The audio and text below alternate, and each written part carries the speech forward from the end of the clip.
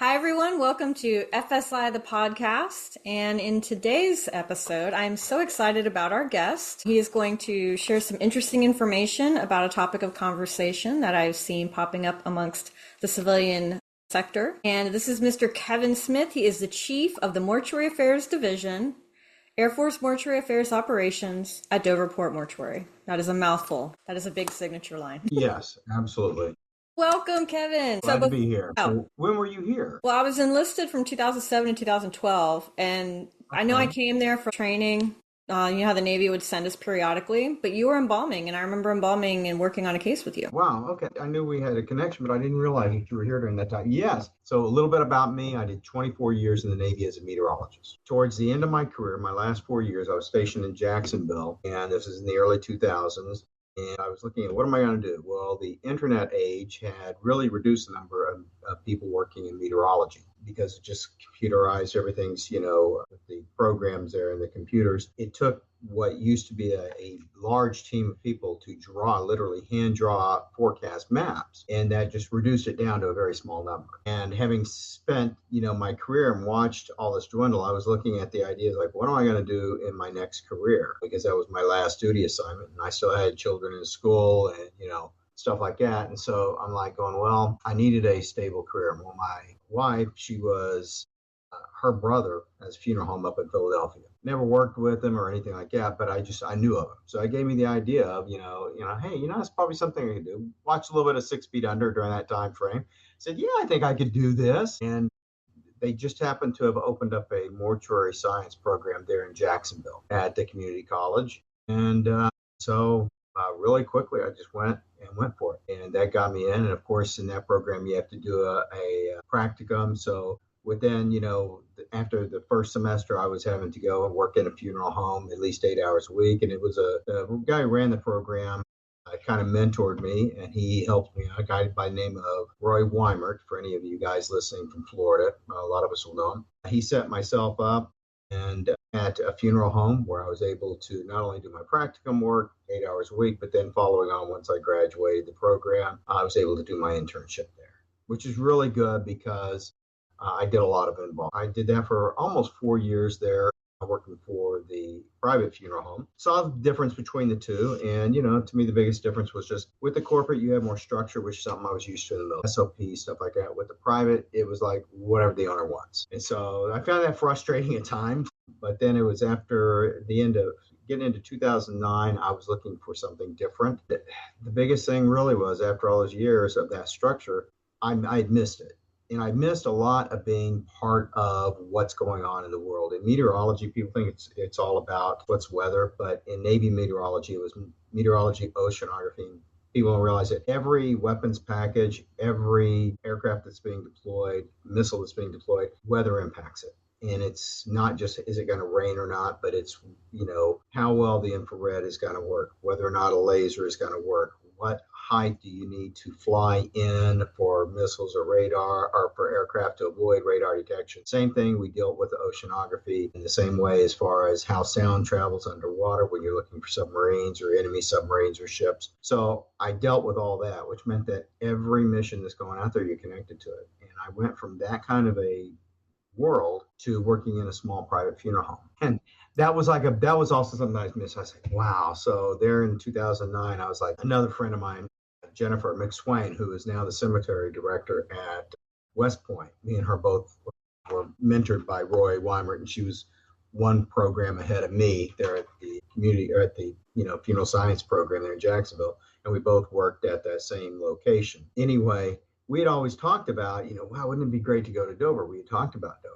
And so there I was frustrated in 2009. I was like, I need a change. And I love Florida, and eventually we'll get back to Florida. But there in 1 August, I just went online and said, well, wait, maybe there's a job. Let me see if there's jobs. Sure enough, they happen to be hiring for embalmers. Unfortunate for me, it was like you had to submit, for those of us that work government service, we had to submit right that day. I saw it on that day. I didn't have all my stuff ready to go, and I missed that. And I was like, well, there'll be another opportunity. And sure, there was. About a month later, there was another advertisement, but this time it was for a embalming autopsy technician. So I was like, wow, when it was at a much lower grade and everything, but I was like, you know what? My foot will be in the door. I tell this kind of stuff to other people. So, don't focus in on, hey, I should be coming in at this grade level. Mhm. Sometimes you say, do I want to be there? And that was kind of the key. It was like to come work at Dover, at the mortuary here, the nation's mortuary. The opportunity to do that, I wasn't going to pass up. So yeah, I came. I was licensed funeral director experience, and I had to go in there and I had to work underneath people that didn't have the same experience as me. And I'm sitting there, doing all the assistant work because that's how we work here at Dover. A little bit different because of the volume, especially in war. We have an assistant that works with us because you have a lot of suturing, as you can imagine, a lot of suturing that's being done, and also just the viscera preparation. It's very extensive with everybody. We make sure it's fully dissected, fully cleaned, and completely treated before it goes back into the abdominal cavity. So I had to do all that kind of work, the grunt work. Did that for about a year and a half, but sure enough, a position opened up for an embalming. And then I was able to move up to embalming, and then that's whenever you would have been there, so to where we would have met at that time frame. So I did that for a few years. And so we would just split it up because it wasn't fair to him to have to do all of those cases. So he, took me under his wing and taught me how to manage, the cases and working with the Keikos and everything else like that. So when I wasn't working cases coming through Dover, I was working the rest of the cases from the Marine Corps at the, headquarters level for taking care of that. Then but the only problem with that is that I knew that there was a ceiling as far as where I was going to go, as far as position. And I was like, I saw an opportunity with the Air Force, because we're at headquarters. A lot of people may not realize that at Dover, we're not just the headquarters for the mortuary, right, which is what we're mostly known for, but we are also for program management. So like the Navy is headquartered out of Millington, and then the Marine Corps out of Quantico, and the Army up at Fort Knox, case management worldwide. And now I'm over there in Europe handling it for that region. And then in 22, the opportunity to come back to Dover presented itself to run everything. And so now under my purview as the chief of the Mortuary Affairs Division, that includes not only our 3 branches here, which is our past conflicts branch, which handles all those Vietnam, Korea, Cold War missing that we're still looking for and taking care of those, but also our case management for the continental United States. So any deaths that occur for Air Force wise here in the United States, in our area here in the Western Hemisphere, we take care of all those here and manage and work with the base, train all the bases on mortuary affairs. And then the operating locations, they fall under me as well. The operating location in Europe, where I was at previously to coming back, but we also have an operating location in Pacific as well at Hawaii. And then we have a mortuary that is sitting there at Yokota Air Base. So we have all of that under my portfolio now. So big responsibility, but at the same time, I got a great team. So it makes my job's pretty easy overall. It's mostly administrative and then putting out little fires here and there and, giving some oversight and direction, just making sure that, the train stays on the track. When you have a good team, it's your job gets a little bit easier, but, it's not to say that, not to say that I don't earn my pay, but, it's mostly administrative. I don't have to go back and do the other stuff as much anymore. But as a licensed funeral director embalmer, I'm kind of like the last guy standing whenever everybody else is embalming. And if need be, then that's what I do. I go back and embalm. So anyway, Awesome. So that's how I got to where I am right now. Funeral service is more than a profession. It's a calling. Starmark understands the care, dignity, and efficiency you need to provide for the families you serve. That's why we specialize in sensible product solutions designed to meet your needs. If you're looking for sustainable, economical, and efficient container and casket solutions, Starmark is here to support you. Because presentation means everything, you deserve a partner you can trust. Starmark, the cremation solutions leader. Visit starmarkcp.com today and discover the difference.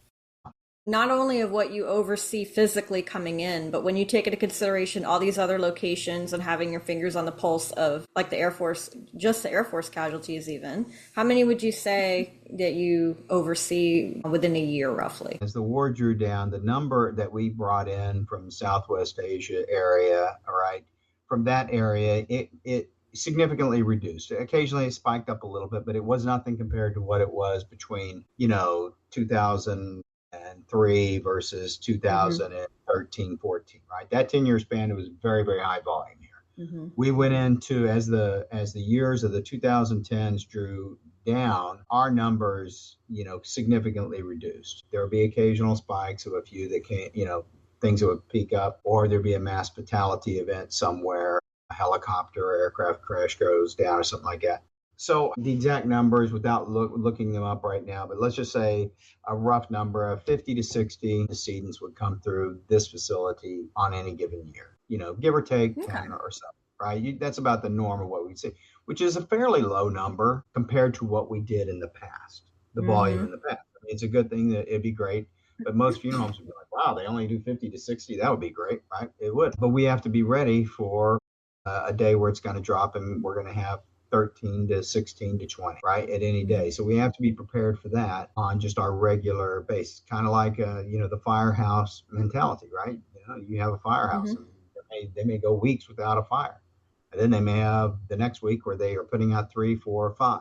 And so we have to be kind of staffed for that. And unfortunately, over our years, our staff has changed and we are running more of what I would call a peacetime staff. I'm not at the staffing I had back in the day when we had a high volume. The numbers, just kind of decisions were made and they were saying, well, we can't really, doesn't make sense for us to keep all these people here if we're not going to be seeing a steady state number going up. We'll just say a rough number of 50, and then you add just a rough number of about 150, 160 deaths a year the Air Force has worldwide. So you're looking at a little over 210, and then you throw on a little bit more weight, again, just like it is with the Navy and the Marine Corps, one person isn't doing everything. It's, it's that stacking, right? You've got an oversight and you're making sure other people are doing their job. So at a base level, so if someone, an airman dies at, say, Tinker Air Force Base, right? Someone dies there. Well, we have a mortuary officer. There's a team, a mortuary officer and a mortuary technician. This is why the Air Force is structured. Navy, Marine Corps, and the Army different with the CACO and the CAO, casualty assistance, calls officers, and so on and so forth. And then managing things at the headquarter level. We have a lot of our stuff pushed down to the base level. So what we have to do is make sure from our perch here at Dover, we make sure that, hey, a death has occurred. We were notified by casualty that a death occurred of an airman. And we have to take a look at where does this airman belong to? In other words, what base is this person assigned to? And where is the family that's going to direct disposition? So we take a look at that and we make sure that a base is working the case. In other words, a mortuary officer knows, hey, I had the death of my airman. Some things you say, well, isn't it obvious? Most of the time, the mortuary officers are right away because it's a death of an airman at their base. They were immediately notified. They were part of the team that, went and discovered them and made the initial casualty notifications, up the chain. But sometimes it's not. An airman could be on leave and an airman could be traveling somewhere and they die. The police, they know, oh, it's an airman. They call Air Force casualty. So that may be the way that it comes in.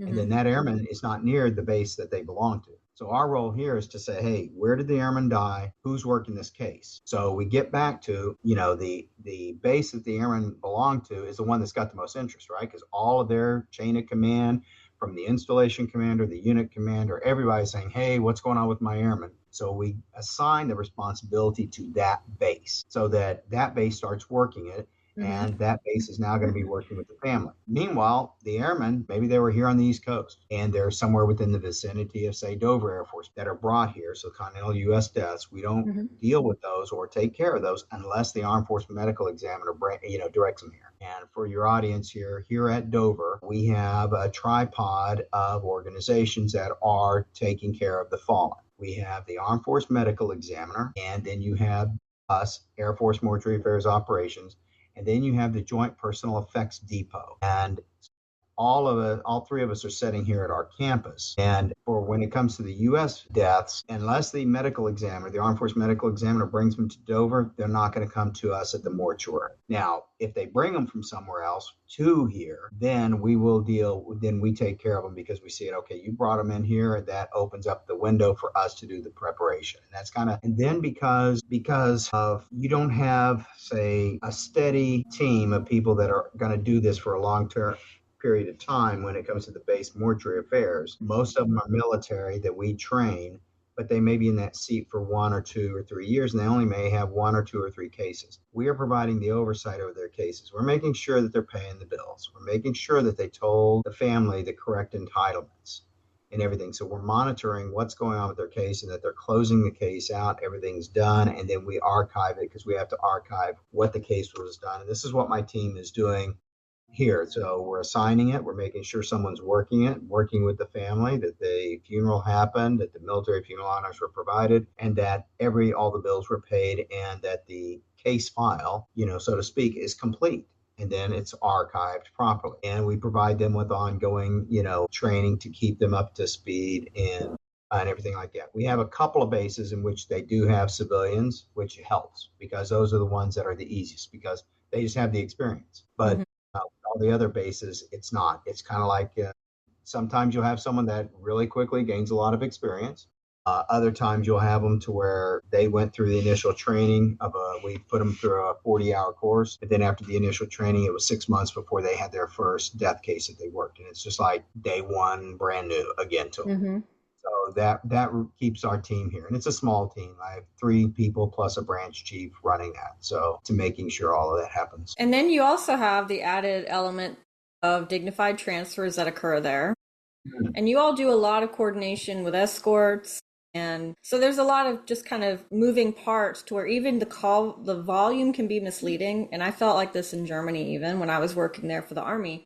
It's not so much the number of cases, but they're very complex cases, right? Logistically, there's a lot of pieces involved. So it may not sound like a big number, but each number has a significant amount of work associated. And they do it with military smartness. They're not just sitting there, it's not like a sack of potatoes that they're moving. They know what they're moving and they take pride in this. And no matter where they are, they're doing it the same way. And that always was done here at Dover. Now, in 2009, things changed whenever they opened up the media. And when they opened up media to come here, and to witness it, then the decision was made by the Department of Defense that, hey, if we're going to open this up to the media, we've got to open it up to families, putting up families in hotel rooms and then transporting them back and forth to the base, so on and so forth. We also have what's called the Center for the Family of Fallen, and it's right there next to the Fisher House. And that's where we bring all the families in to meet the DVs, the dignified visitors,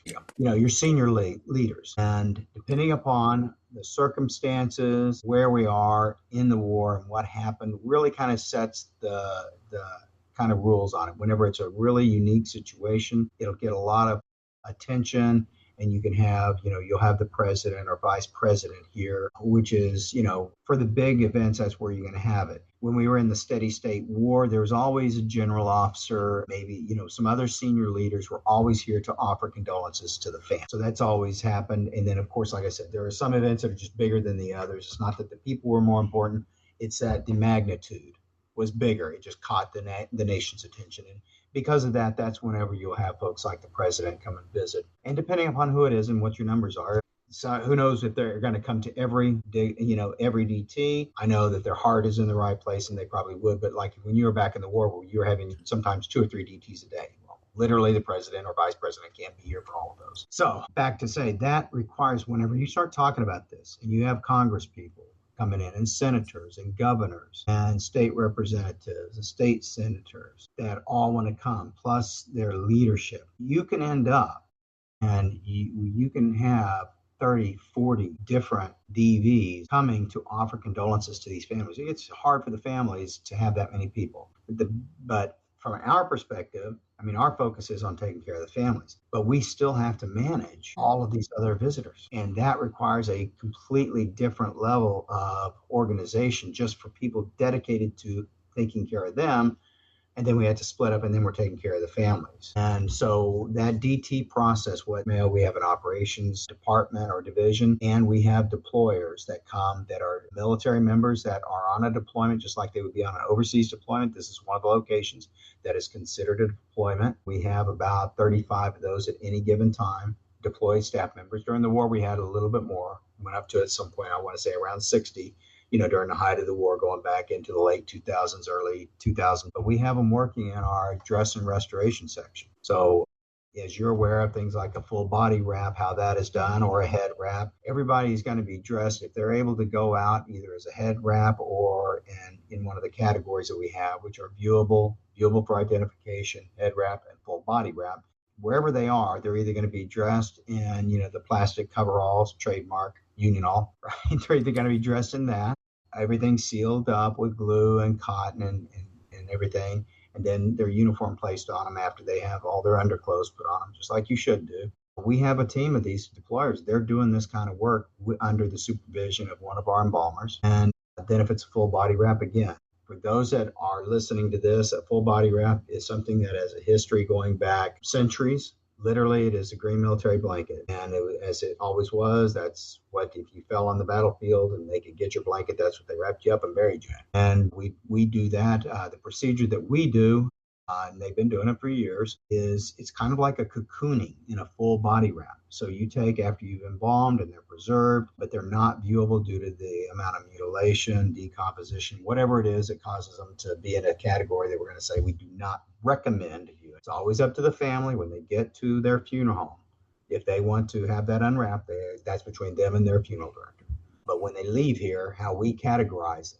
So a full body wrap, we're going to take them and we're going to lay down a green blanket on a gurney. We're going to then turn around and put a white sheet on top of that green blanket. And then we're going to put 6 mil plastic sheeting, lay that down, a large piece of that on there, put some cotton down, put some drying powder on it. We're going to coat the decedent in hexaphene. We're going to lay them down on that cotton. And then we're going to put like Visceroc down on them, drying powder. And then we're going to cover them completely in cotton, and then we're going to wrap that plastic around, and then we're going to wrap everything really tight so no air can get out, and then we completely cocoon it with your filament tape.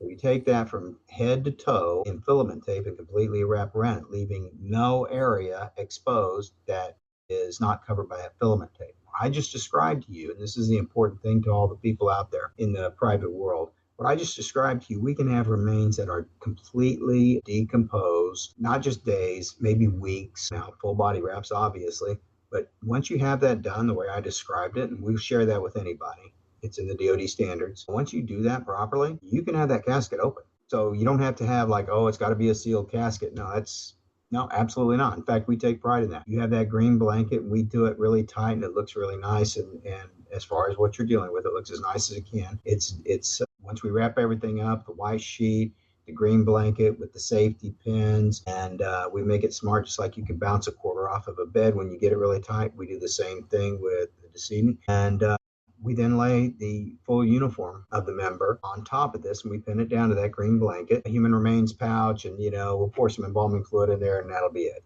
like that. I've heard of stories of people doing stuff like that. And then tell the family they can't open the casket. Not necessary. And with a team of 4 people, we have demonstrated at an exercise that we had last year, and how fast can we do it with a team of 4 people? Following the DoD standards. Literally, as long as they know what they're doing, a little bit of practice, we can beat that under 30 minutes. Actually, we were consistently doing about 25 and have them ready to go. Now, that's following the DoD standards. It really doesn't take that much. It sounds more complicated. Someone say, oh, my, that sounds complicated. It's really not. It's just not that complicated. It's not that hard to do when you kind of put your mind to it. And it gives you that ability to have an open casket, even if you can't, are not going to necessarily see what they look like, but you're not going to have any odors coming out of it. So that's a great opportunity that we have. We should be doing that. I wish that we did that more frequently in the civilian sector, and even the head wrap. I think people's imaginations will conjure the worst if you don't give them an alternative. So I think when you say, oh, they're not viewable, and they're looking at that closed casket, they're imagining what it probably looks like in there, and maybe they're afraid. And then when they're able to actually see, even if it's not the face, but to touch, like you said, and I think it helps solidify the reality of things. Danielle Wilkes did a demonstration She did a demonstration of a head wrap at an NFDA event that I was at a year or 2 ago.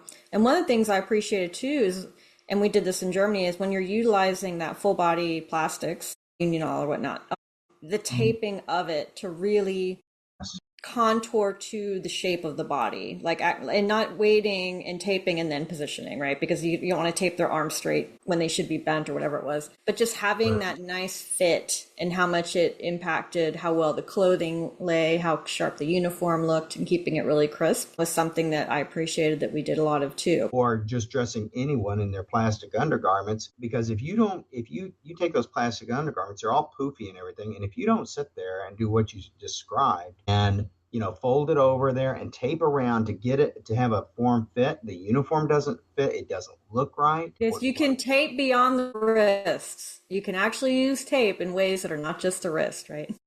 Yes, absolutely. Over everything, and to get it in there.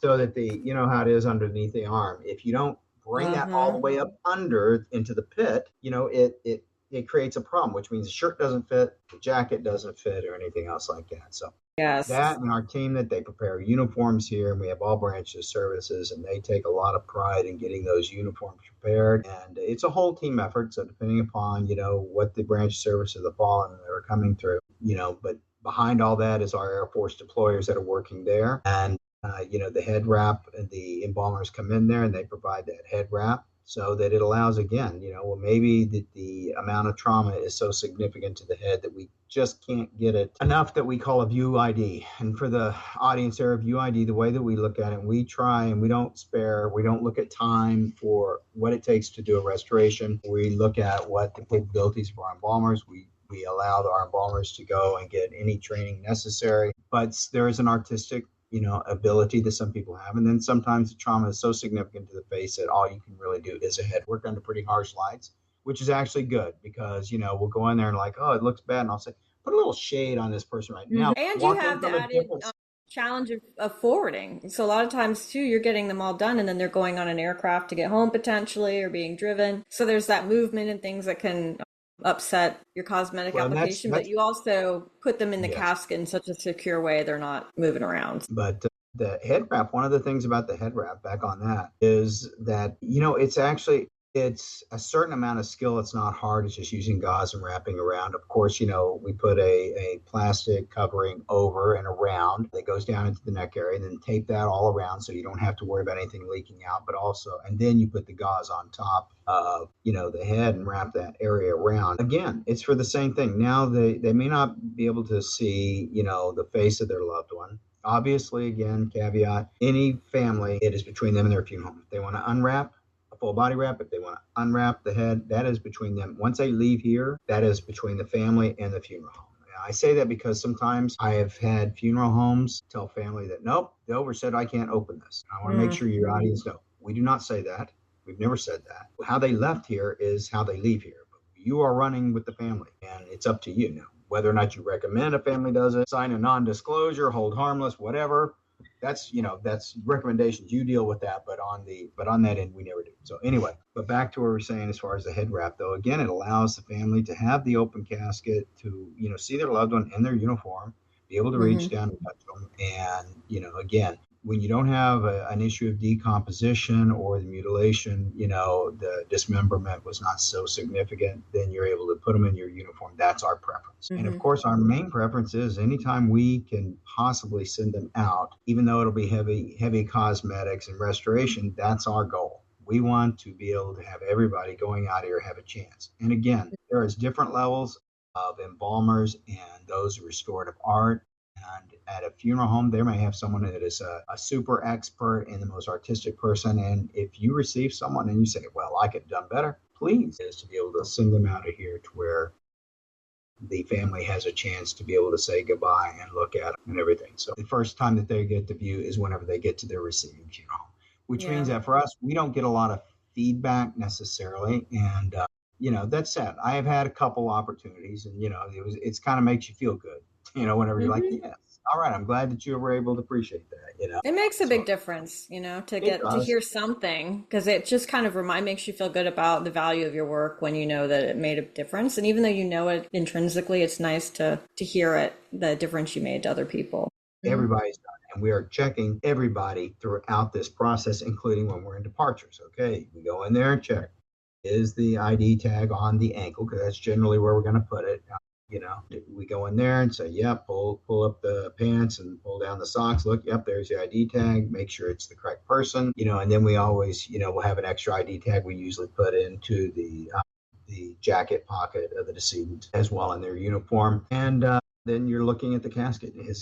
What shape is the casket in? There's no perfect casket. You can always find a little imperfection here or there, but you know, it's like anything. We have a certain standard. We're making sure there's no major or significant defects on the caskets. And the liaison comes in and takes care and does their QA. And then after that, we close up the casket and we drape it with the flag. And the way that we drape a flag and put the flag band on is something very unique for Dover. If you ever get a chance, you see any of those, you'll notice that we take the flag and it doesn't completely drape. down to the end and the foot of the casket. We fold it under so that it's just on the crown of the casket, and then it comes down and we fold it up underneath the band. We do that and it looks really sharp, but it allows it to where you don't have that wrinkly look like whenever you just fold in the ends of the flag around. Mm-hmm. And you put the band around it, it just doesn't look really good. But the way that we do it, everything looks nice and crisp. It also makes it easy if you want to lift it up, you just pull it out and you take on one end to leave it on the other, and you can open the casket down. So. All right. Good ideas for you all out there. So I want to thank Mr. Smith for his time today. This has been really insightful into understanding more of the depth of what they do at Dover Port Mortuary. And thank you so much for your time. I'm glad you stepped out from behind like the Wizard of Oz curtain for like a minute so we could actually get to meet you before you disappear back behind it. And I thank you all for listening. This is a Kates-Boylston production, and I have been your podcast host, Jennifer Lades. The show has been pretty much put together by me, and it is available wherever you can find your podcasts. I will have additional information for you in the show notes. Thanks for listening.